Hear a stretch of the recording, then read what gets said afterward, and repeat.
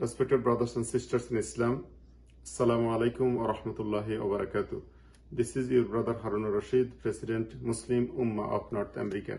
Alhamdulillah, by the mercy of Allah subhanahu wa ta'ala, we have completed Muna Convention 2024. I would like to express our gratitude for your presence in convention. I also like to extend my gratitude to all volunteers, team members, sponsors and speakers for their contribution. Please forgive our shortcomings.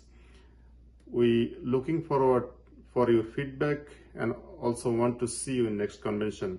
May Allah subhanahu wa ta'ala accept our efforts, forgive our shortcomings. Jazakumullah khairan. Wassalamu alaikum wa rahmatullahi wa barakatuh.